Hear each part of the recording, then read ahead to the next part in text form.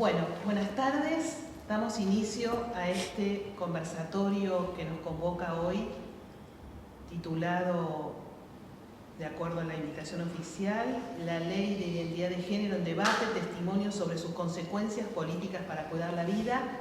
Este conversatorio se iba a realizar en el Senado, pero por causas externas a nosotros no se ha podido hacer. Yo venía pensando recién que cuando un pensamiento es ideológico, se impone por la fuerza y no deja libertad. Y lo que nos ha pasado hoy es prueba de que no hay libertad, ni aceptación, ni inclusión para aceptar al que piensa diferente. Estamos contentos que esto pueda realizarse y sobre todo agradecemos a todos aquellos que nos han facilitado la posibilidad de hacerlo en este lugar. Y debíamos hacerlo sí o sí porque tenemos nada más ni nada menos a dos personas que generosamente han venido desde sus países para poder dar testimonio acá en Argentina sobre esta problemática. No voy a poder presentar a cada uno, así que cada uno se va a presentar por sí mismo y se va a dividir como en tres partes este conversatorio. La primera parte van a ser los testimonios de Nael y Karen, luego vamos a ver la parte médica y psicológica y por último vamos a hacer un cierre con los aspectos jurídicos que esta problemática tiene. Cada uno entonces va a proceder a su propia presentación y que dispongan los minutos que cada uno quiera, ¿sí? Vamos a comenzar entonces con Nael para que vos te presentes y nos digas quién sos y te escuchamos. Mi nombre es Nael Condel, soy chileno, tengo 39 años y soy un hombre transexual. Lo que esto significa es que biológicamente soy mujer. Eso jamás se va a perder, nací, voy a morir siendo mujer, y eso no cambia.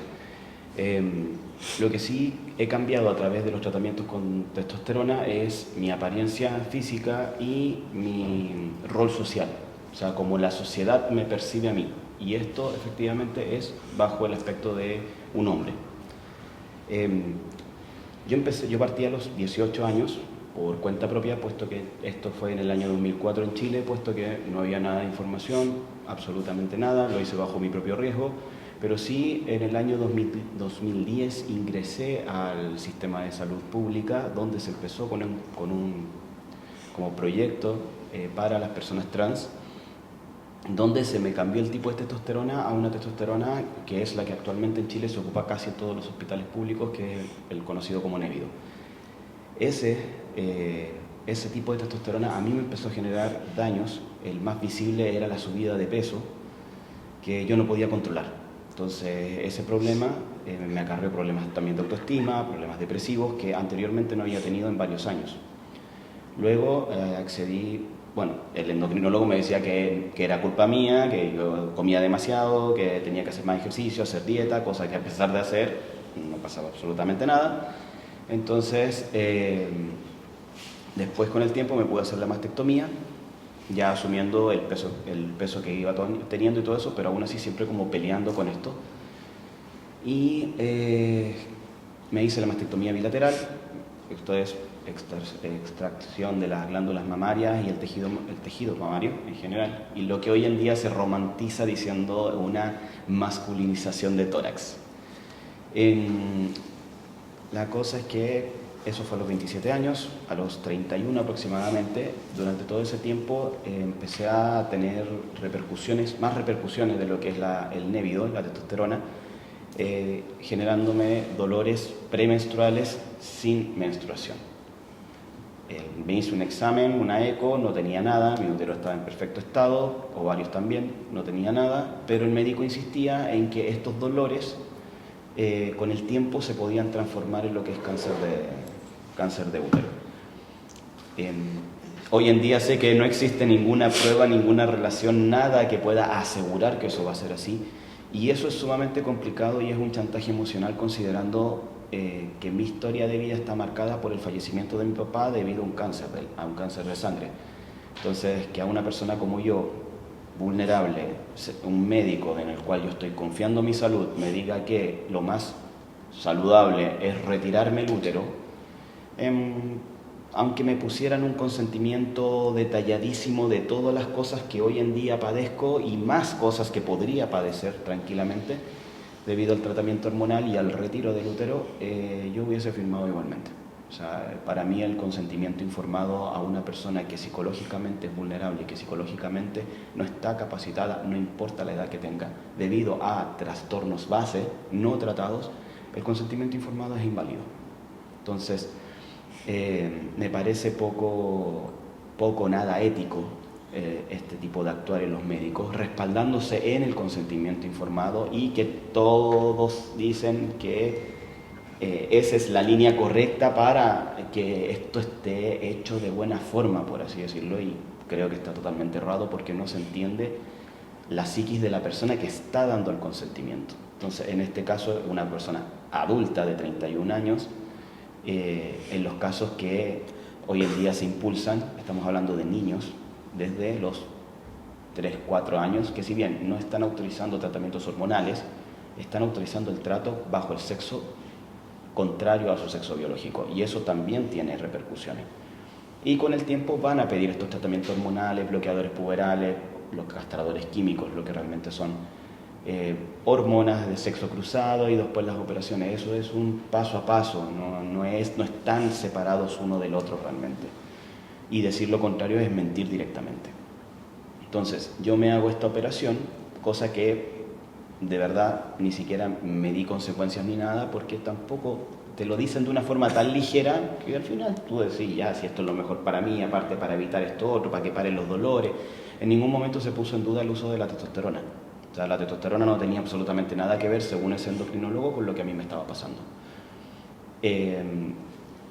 Me hago eso y hoy en día me entero que eso quirúrgicamente se llama menopausia quirúrgica. Y menopausia quirúrgica, hacerse una menopausia quirúrgica tiene secuelas a mediano y largo plazo. Aunque una persona pueda decir, no, es que la menopausia es un proceso natural en las mujeres, sí, pero después de los 45, 50 años, dependiendo de la mujer, del historial de ella, dependiendo de la menarquia, dependiendo de muchas cosas, y es un proceso muy largo que puede durar hasta 10 años, donde el cuerpo se va preparando para esta situación. Pero si tú de una vas y le quitas los ovarios, vas y le quitas la producción de estrógeno y progesterona, el cuerpo no va a saber reaccionar y va a trabajar con lo que le estás dando, que es testosterona química, que la va a ocupar porque la reconoce, pero no es con lo cual el cuerpo debería estar funcionando. En términos mecánicos, para la gente que si es que lo puede entender, es como que un auto que necesita ocupar gasolina, nafta creo que le llaman acá, de 97 octanos, lo estuvieras colocando de 93 octanos. ¿El auto te va a funcionar? Sí, pero se va a dañar, va a generar daños. En el caso nuestro es eso, los daños pueden ser físicos y o psicológicos, eso ya va a depender de la persona. Yo, gracias a Dios, insisto, no he tenido las secuelas más graves como otras personas, que estas pueden incluir trombosis y ACV. O sea, estamos hablando de que esto puede provocar la muerte. Esto no es un chiste, no es que uno exagere. Yo he visto personas morir por temas de testosterona, que todo el mundo se hace los locos, o por temas de uso de hormonas cruzadas, pero todos dicen, ay, lamentamos la muerte de la persona y mis condolencias a la familia, y ahí quedó el tema, porque no es útil a la causa, no es un suicidio, no es un asesinato de odio, de transodio. La persona que muere por causas naturales no sirve al número que llama la atención, que después te permite colocar cartelitos afuera del Congreso que diga, luchamos por ti. No, tú no luchas por esa persona no la conociste, no te interesa, es un número más que te sirve a tu causa y ya. El lobby LGBT no vela por los derechos realmente de las personas trans, no vela por la salud de las personas, vela por sus intereses personales, utiliza a las personas y sus vivencias, nuestro sufrimiento, nuestro dolor, para politizar algo y poner a personas en puestos, vivir de esto y ganar de esto. Eso es lo que hacen y es la forma más cruel de utilizar a la gente, porque estás ahora tomando a los niños. Antes utilizabas a los adultos, ahora utilizas a los adultos que se proyectan en los niños, que dicen que lo que ellos pasaron no lo hubiesen pasado si hubiesen comenzado desde niños, pero eso nadie se los asegura, nadie te puede asegurar eso. porque eso es lo que tú crees, pero tú no puedes devolver el tiempo atrás y saberlo, pero estás proyectando tu vida, tu sufrimiento, tu padecimiento en un niño que no tiene ninguna relación contigo, que no es nada tuyo y que probablemente ni siquiera va a seguir la misma vida que tú.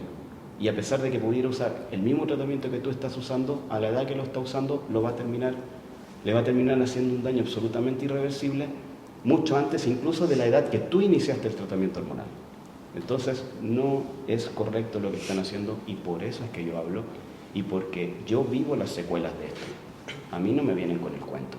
Y insisto, es una crueldad utilizar las vivencias de las personas proyectándose en niños para impulsar una agenda que claramente es política. Porque si no fuese política, a mí no tendrían por qué cancelarme por venir a hablar mi experiencia de vida acá. No tienen por qué hacerlo, porque es mi experiencia. O sea, ellos dicen que no se están escuchando todas las voces. ¿Cómo se van a escuchar todas las voces, como las nuestras, si ellos mismos las cancelan? Porque no vamos en la línea de lo que ellos quieren. Ellos cancelan todas las voces disidentes dentro de esas supuestas disidencias que ellos mismos se autodenominan. A mí no me dan espacios. Mi voz es cancelada, silenciada, anulada, funada por ellos mismos, por el mismo lobby que manda a la comunidad a atacarme. ¿Por qué? Porque simplemente digo, ojo, las hormonas son peligrosas, las hormonas no son un chiste, no son un juego, las operaciones no son inocuas, ninguna operación es inocua, ninguna.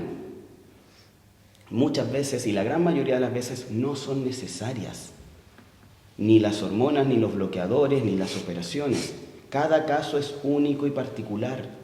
Y eso es lo que yo estoy pidiendo. Al igual que las mamás de manada, yo pido prudencia.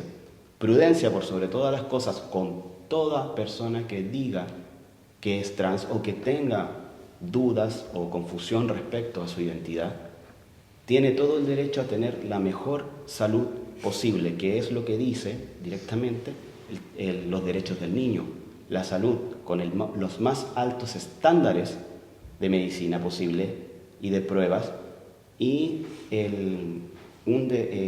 con prudencia, porque tú no puedes experimentar en un niño y tampoco en un ser humano, pero eso es lo que están haciendo. Yo vengo a poner la voz de alarma desde la vivencia de ser una persona transexual, cosa que también la comunidad pone en duda. O sea, según ellos, yo no soy trans. Entonces, ¿qué es ser trans? Ser trans es un checklist que el lobby te aprueba. O sea, yo tengo que pasar por un activista que él me diga, a ver, ¿tú cómo opinas? ¿Tú qué te has hecho? Déjame ver tus redes sociales. ¿Eso es ser trans hoy en día? Porque lo que yo tenía entendido es que es una persona que asume el rol social del otro sexo y hace todo lo posible para lograr llegar a eso, que es precisamente lo que yo hice y lo que muchas otras personas trans que yo conozco han hecho. Entonces, eso es lo que yo espero, que se haga prudencia, que no se experimente, que se den alternativas y que no sea una hegemonía de la afirmatividad. Si no quieren eliminar la afirmatividad, perfecto, pero den la alternativa de la prudencia, la terapia exploratoria. Mucha gente la va a necesitar, mucha gente la va a agradecer. Muchísima gente, yo la agradezco. Yo hoy en día estoy vivo y estoy sentado aquí gracias a la terapia exploratoria, gracias a gente que con verdadera vocación de servicio, con verdadera, siendo muy profesionales, tomaron mi caso, me trataron, me respetaron y me ayudaron a sanar las heridas. Gracias a esas personas yo estoy aquí hablando. Porque si hubiese sido por la comunidad, por el lobby LGBT, yo me debería haber matado, me debería haber suicidado o me debería haber cancelado porque a ellos no les importó que yo estuviese mal y yo necesitase ayuda. No les interesó.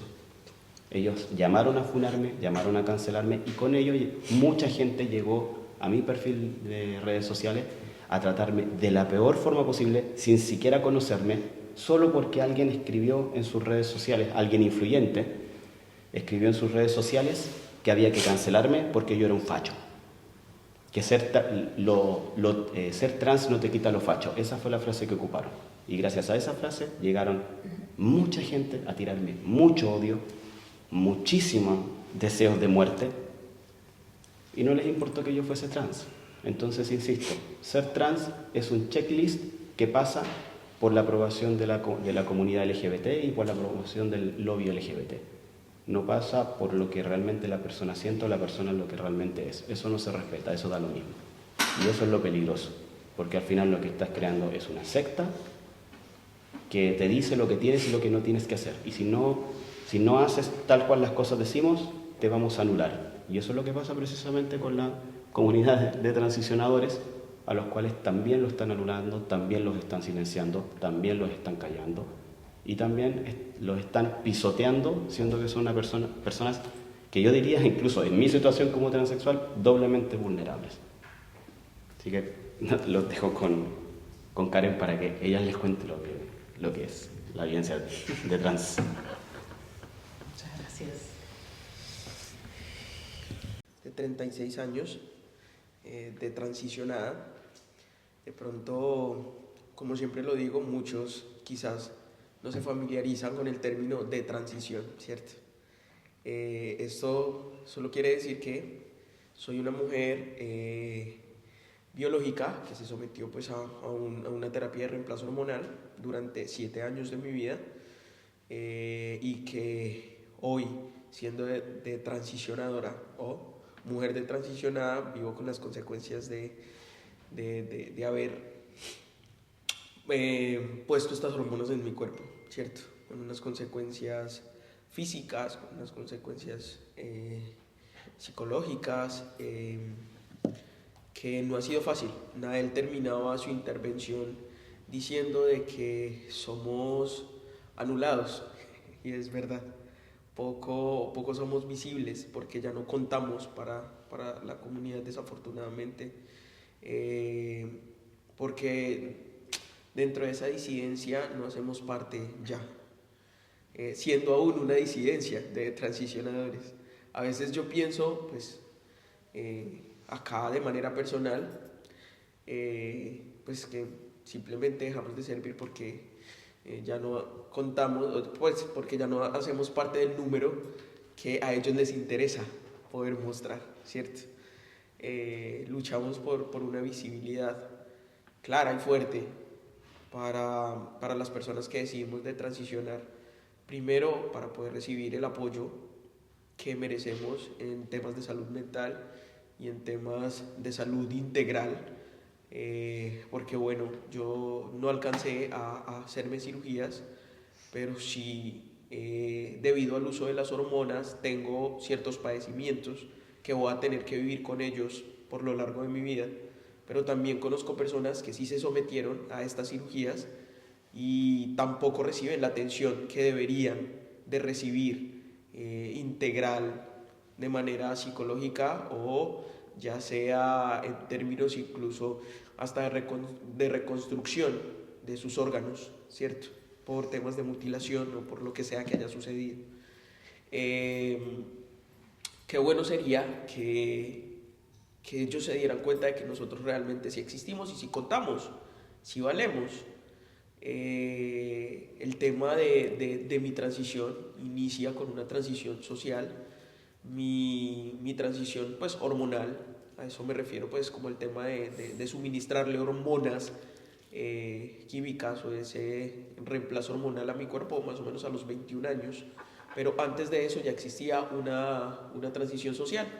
Cuando hablamos de transición social es como de asumir ese rol ante la sociedad, ¿cierto? De empezar a llamarme o a presentarme o a verme hasta en la vestimenta, cabello y demás del género contrario.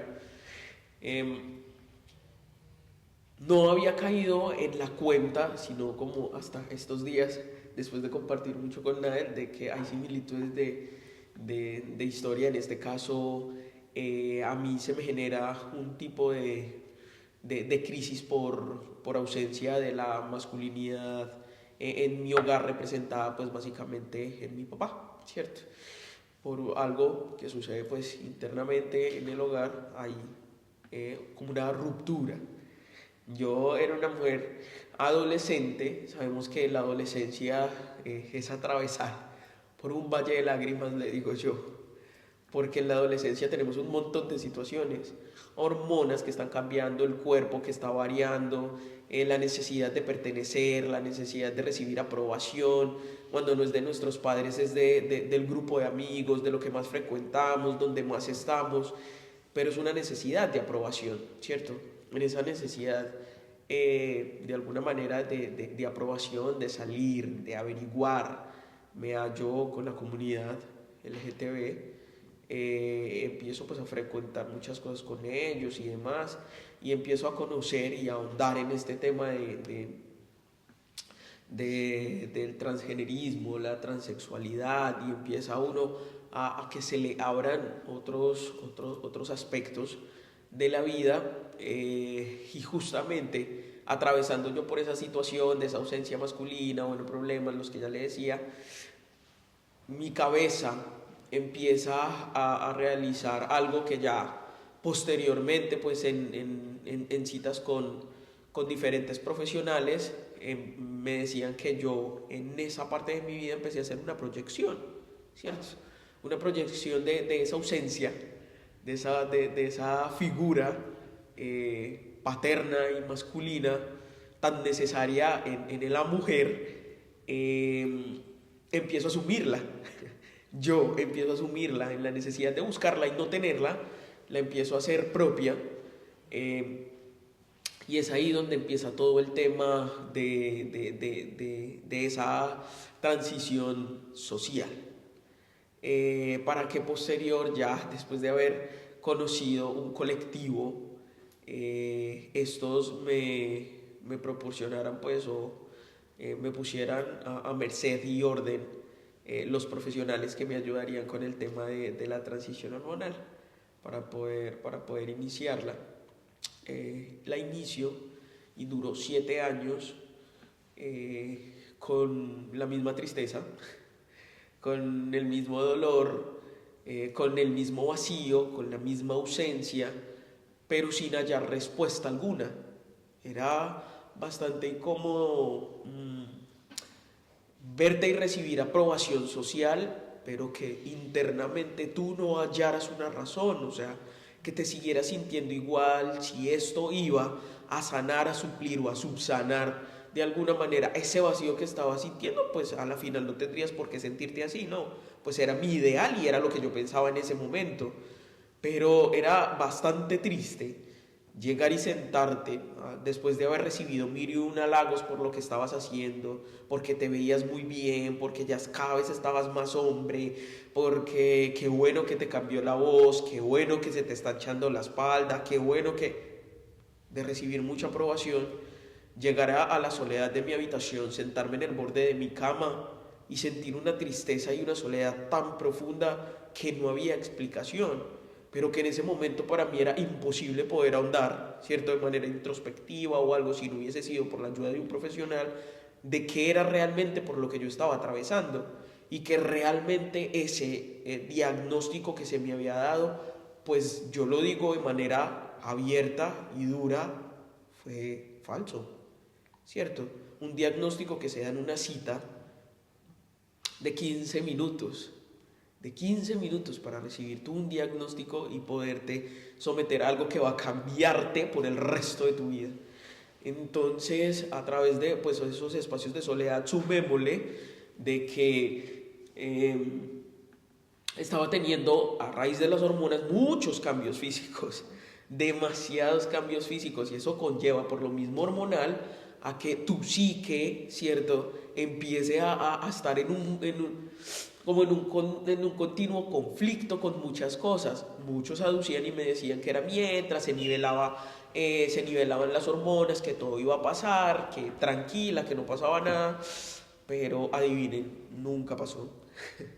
Nunca sucedió, al contrario se incrementaba, porque mi autoestima cada vez estaba más abajo y más abajo. ¿Por qué? Porque pues al igual que Nael, estas hormonas me aumentaron de peso de una manera desmedida, que yo no comprendía ni entendía, y que pues me decían un montón de situaciones también, como puede ser retención de líquido, evita esto, haz más ejercicio, pero pues igual el peso seguía subiendo. Yo tuve más o menos utilicé 2 clases de hormonas, una que era la trimestral, que es la misma que él nombraba ahora, que es la Nevido, y otra, testosterona de pod, que él aplicaba más o menos en secuencia 15 días. Entonces llegó un momento donde, yo siempre lo digo así, es como el colapso de tu cuerpo o tu cuerpo hablando sobre lo que estaba sucediendo internamente, pero pues muchas veces uno en el afán de continuar, de seguir, de creer que es la respuesta a lo que todo está pasando, pues seguía, continuaba aún con todos los cambios que estaba teniendo. Ya más o menos al término de esos 7 años, contándolos como más o menos desde los 21, 7 años, fue bastante complejo, pero recuerdo perfectamente en el momento en que me encuentro con la verdad, gracias a profesionales, y siempre lo digo, y de hecho en mi país lo dije una vez y fue materia de escándalo, porque también se ha tratado de cancelar al respecto de estos temas, y es la profesión de la fe, y me encuentro con unos profesionales católicos, en este caso, que comparten mi fe, quienes me empiezan a ayudar al respecto. Y yo siempre lo he dicho y quiero recalcarlo, y es que aquellos que no me dañaron, me ayudaron a sanar. Contando amigos, sacerdotes, profesionales del área de la salud, que rescato, y es a lo que siempre hago hincapié y que debería hacerse, y es que hayan profesionales de verdad que se dediquen en dar solución a estos temas de salud mental tan preocupantes, porque pues ya ahora se aduce que pues no hay nada que curar. Entonces, como no hay nada que curar, pues simplemente no tienes un profesional al que buscar. Simplemente buscas al profesional y lo necesitas cuando necesitas afirmarte en lo que quieres hacer, pero no cuando necesitas una terapia exploratoria, cuando te acercas como paciente, cuando vas y estás con un profesional y le dices, estoy sintiendo esto, posiblemente esto. O sea, el profesional estaría en toda la capacidad de poder ayudar a mirar realmente cuál puede ser, incluso hasta esa enfermedad base. No necesariamente tiene que ser la disforia, ¿cierto? Por ejemplo, en mi caso, a raíz de lo que les había contado, que había pasado con papá y demás, y esa ausencia de figura, lo que yo tenía al final de todo esto era un diagnóstico de depresión mayor. Era una depresión mayor, esto acompañado también con unos temas de autoestima súper bajos y que acentuaban un poquito el tema de la depresión, pero que esto había desencadenado en esa proyección, pero que no necesariamente tendría que ser el diagnóstico disfórico, ¿cierto? Entonces, qué importante es que se tomen el trabajo de poder mirar e investigar y saber para evitar ese tipo de cosas. Como mujer de transicionada, en este momento de mi vida, vivo con unas consecuencias por el uso de las hormonas durante esos 7 años. El más notable, como decía en algún momento, es el tema de mi voz. El engrosamiento de las cuerdas vocales, que posiblemente jamás vuelvan a su estado natural. Si me meta a clases de canto, todo, no, aprendí a cantar. Yo no, pues es una situación que si no, eso te ayuda.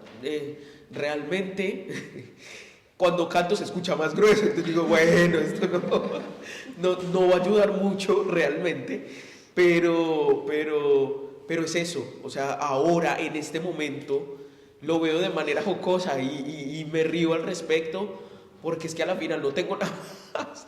O sea, no tengo nada más, posiblemente no, mi voz no vuelva a su normalidad, a su originalidad, y que si ustedes lo escuchan, puede ser lo más normal del mundo y digan, ay, Karen, pero tienes una voz de mujer.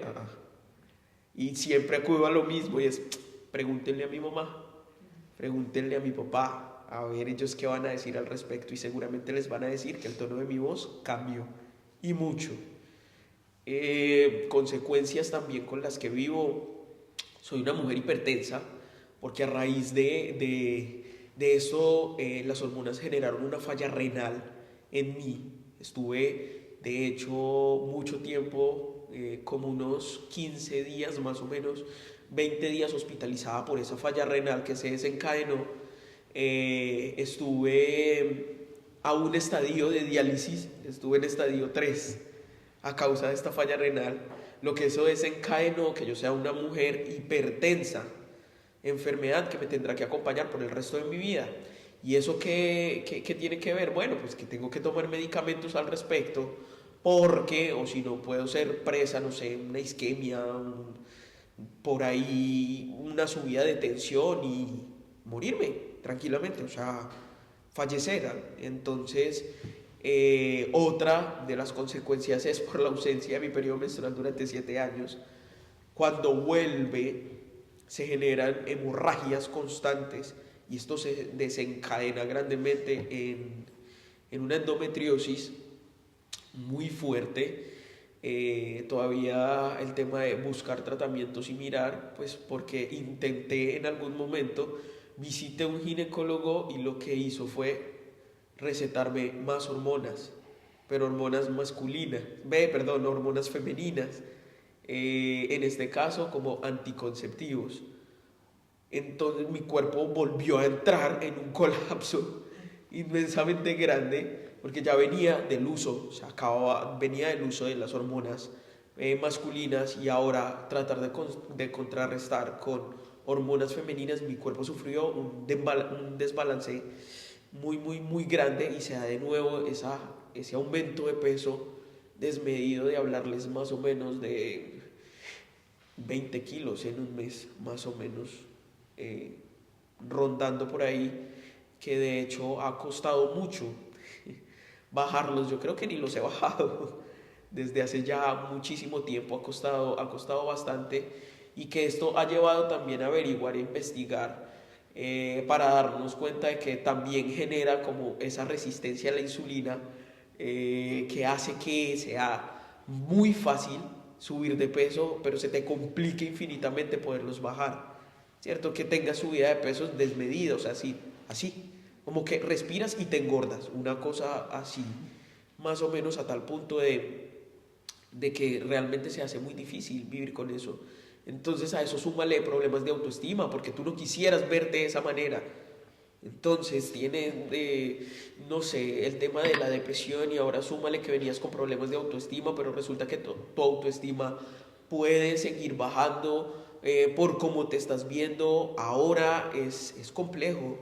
O sea, las consecuencias, y nadie las ve, o sea, y los lobbies no, ellos son incapaces de concebir de que esto exista, de que personas que transicionan sufren, de que estamos pidiendo visibilidad porque somos la falla de la ideología. O sea, yo lo veo de esa manera. O sea, que nosotros nos hagamos visibles es como si para ellos sería decirles como: están mal, se están equivocando, porque acá hay respuestas de que no todo es del color rosa como ustedes lo pintan. Hay gente que hemos decidido de transicionar y sufrimos al respecto y padecemos una cantidad de situaciones y demás con las que ustedes no cuentan, ni quieren hablar, ni nos quieren visibilizar.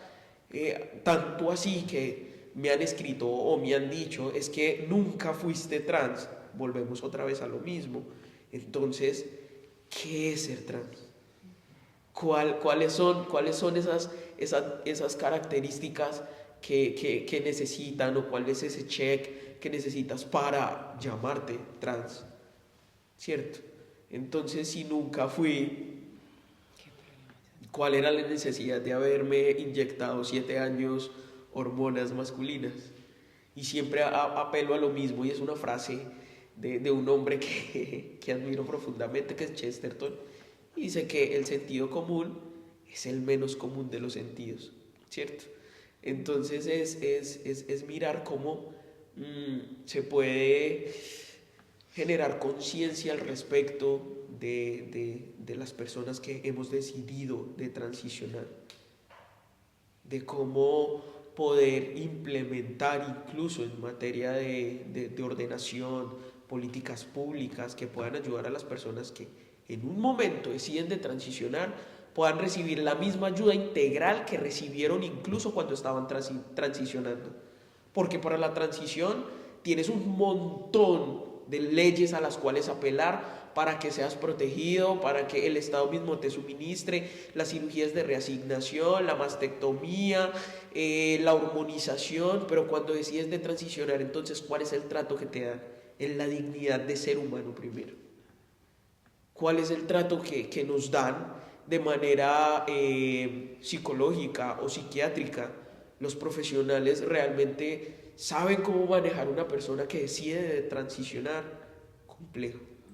Y yo sé que es el común y a muchos se les pregunta de transicionados si han logrado conseguir profesionales que realmente ayuden y van a decir que es demasiado complejo. Incluso muchos, porque he escuchado y he tenido pues el honor de poder escuchar a muchos que buscan de manera anónima, primero porque les da miedo el tema de la cancelación, incluso por el mismo lobby, ¿cierto? De manera anónima decir de que incluso mucho de esa transición han tenido que pasarla solos, sin tratamiento, sin visita médica, sin psicólogos, porque incluso pues el Estado ya no se las da, entonces hay que buscarla de manera particular. Bien quienes tienen la facilidad económica para hacerlo, pero el que no, incluso muchos pueden llegar al punto del suicidio. Por lo mismo, si no se halla ayuda, si sientes que de alguna manera fue exceso lo que hiciste, lo que cometiste con tu cuerpo, y sientes que ya no puedes de transicionar precisamente porque no hay un profesional que te pueda ayudar, que te pueda decir, que te pueda tratar, puedes llegar al punto del suicidio. Y pueden haber muchos, y esa es la visibilización y en parte esa es mi lucha también, y es de decir, es que nosotros también existimos y también somos, que eso a mí me genera y me da mucha risa a veces cuando dices que tú nunca fuiste trans, entonces ¿qué fui? Pues, entonces ¿dentro de qué entro? Entonces dentro de esa disidencia en la que ya no estoy, soy disidente, ¿qué soy? Entonces la hormonización durante 7 años, ¿qué es? Entonces, si viene alguien que se realizó cirugías de reasignación, de mutilación, de amputación de sus senos, entonces, ¿qué sería? Una persona que decidió quitarse, no. Entonces, ¿qué somos?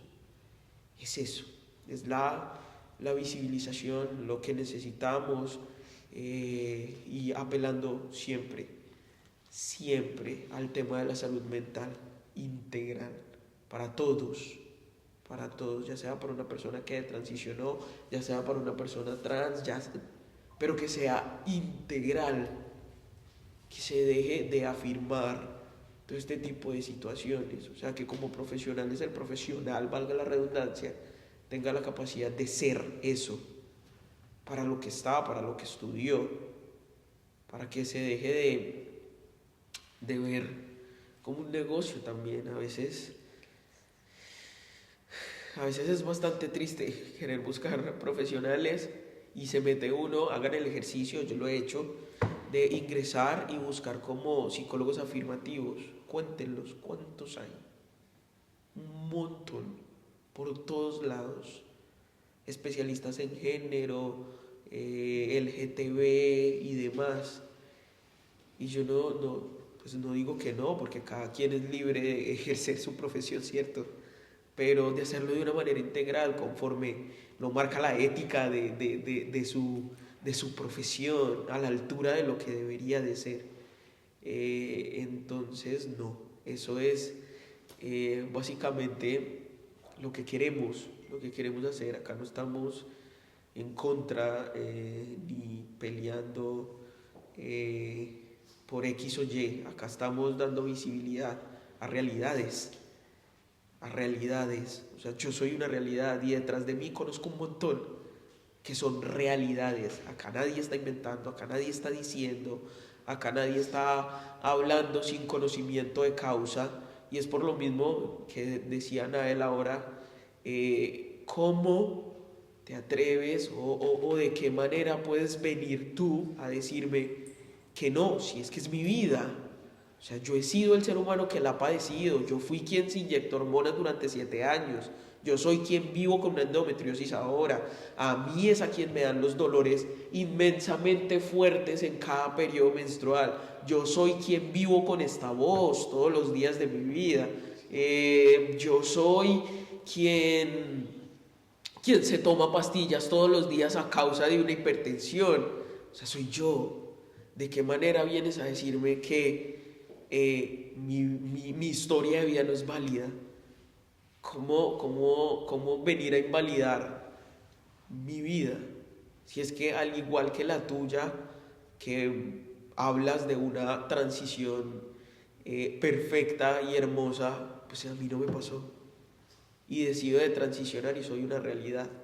Entonces es ver ese tipo de situaciones y que así como existen ellos, existimos nosotros también. Y somos una verdad, no es un invento, es una realidad.